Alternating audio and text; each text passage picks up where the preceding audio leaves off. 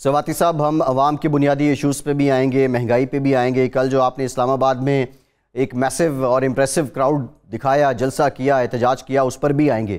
لیکن سب سے پہلے جو مبینہ آڈیو لیکس آئی ہیں سابقہ خاتون اول بشرا بی بی کی، ڈینائی تو آپ لوگ کر رہے ہیں، اس کا مقصد آپ کو کیا لگتا ہے؟ اور دوسرا امپورٹنٹ سوال جو آپ پہ الزام لگتا تھا، اگر یہ آڈیو ٹھیک ہے پھر وہ بات تو سچ ہوتی ہے کہ بشرا بی بی 3 سال 8 ماہ پرائم منسٹر ہاؤس میں بیٹھ کے سیاسی کردار ادا کرتی رہی ہیں، تائید کریں گے یا تردید؟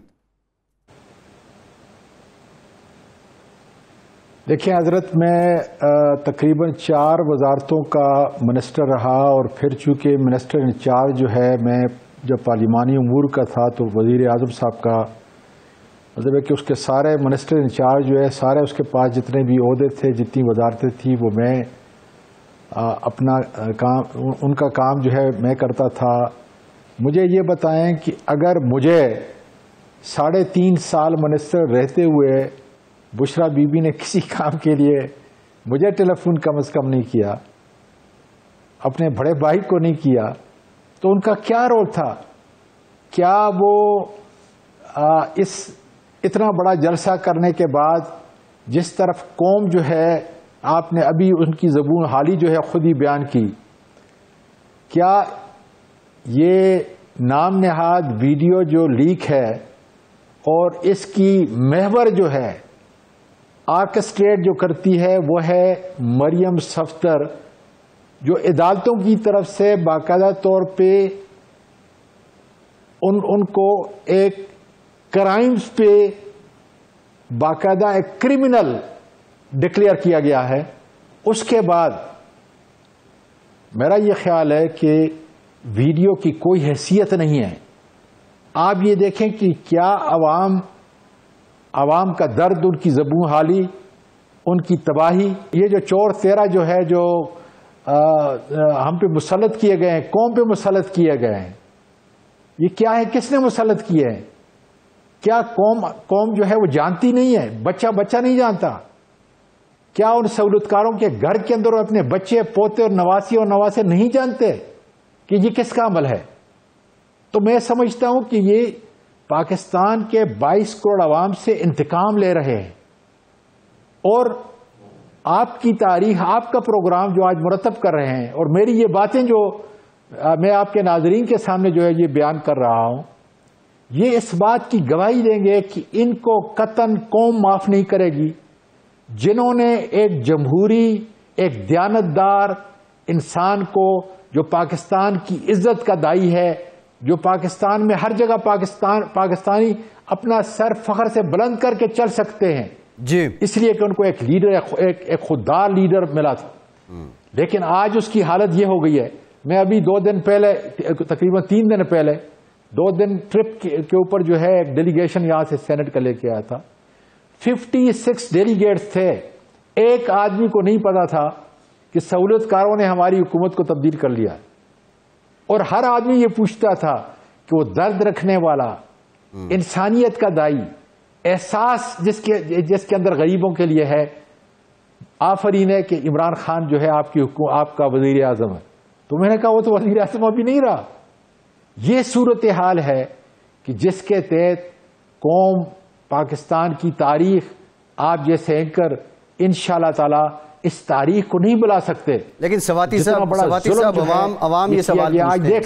عوام یہ سوال پوچھتے ہیں، اور وہ عوام ہمیں یہ کہتے ہیں کہ ہم آپ کے گوش گزار کریں کہ 3 سال 8 مہینوں میں یہ جو آپ 700 لوگوں کے نام لے رہے ہیں، ایسی کیا وجہ تھی جن کو آپ چور ہونے کا، ڈاکو ہونے کا، لٹیرے ہونے کا الزام لگاتے ہیں، لیکن آپ ثابت ایک کو بھی نہیں کر پائے؟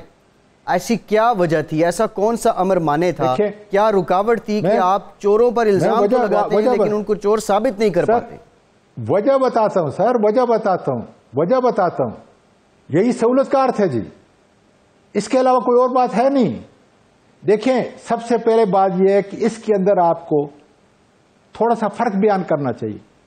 جتنے یہ کیسز ہیں، خواہ وہ مقصود چپراسی کا ہے، یا فلودے والے کا ہے، یا دوسرے ہیں، یا لندن کی پراپرٹیز کا ہے، بیرون ملک پراپرٹی کا ہے، یا ٹی ٹی کا ہے، یہ سارے کیسز ہم سے پہلے کے ہیں، سوائے ایک آدھ کے۔ پہلی بات تو یہ ہے، ہم نے یہ کیسز نہیں بنائے، اور پھر رات کو جو پروگرام کے اندر عمران خان نے جو کچھ شہباز شریف آصف زرداری کے متعلق کہہ رہا تھا، جو نواز شریف کہہ رہا تھا، اس کے سارے خواری جو ہے اس کے پارٹی کے بڑے بڑے لیڈر کہہ رہے تھے، اور جو آصف زرداری اس کے مقابلے میں ان کے بارے میں کہہ رہا تھا، کیا وہ سچ نہیں تھا؟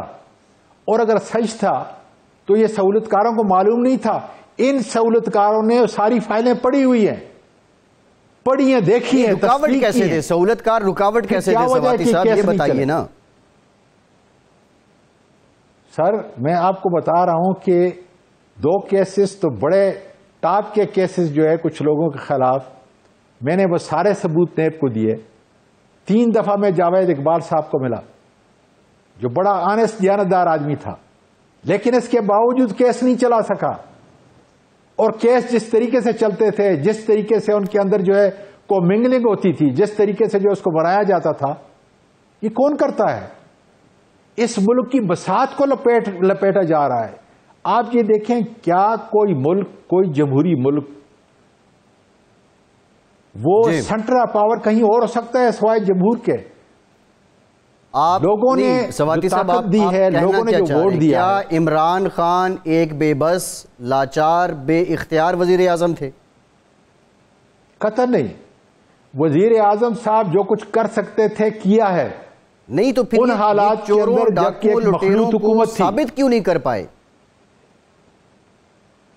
اب یہ اس کا کام نہیں تھا، یہ نیب کا کام ہے، یہ اس انویسٹیگیشن ساری ایجنسی جو پراسیکیوٹر ہیں ان کا کام ہے۔ اور ایک دفعہ نہیں، کئی دفعہ جو ہے القابات سے سیاسی مخالفین کو نوازنا کام ہے عمران خان صاحب کا، ان کے ساتھیوں کا، آپ لوگوں کا؟ سر میں وہی کہتا ہوں کہ جس کو نوازا ہے اس کو پکڑے نا۔ اب یہ امپورٹڈ حکومت تو ہے نا۔ اگر عمران خان نے اپنے کسی دوست کو کسی طریقے سے بھی نوازا ہے، اب ان کے پاس وقت ہے، فوری طور پہ جو ہے آپ تو ماشاءاللہ سہولت کار بھی ان کے ساتھ ہے، لے کے آئے اور ان کو کیفر کردار تک پہنچائیں۔ اس میں میں ہوں، کوئی بھی ہے، آخر میں بھی تو 3.5 سال تک وزیر رہا ہوں، تو وہ سارے کیسے جو ہے کیوں نہیں آتے؟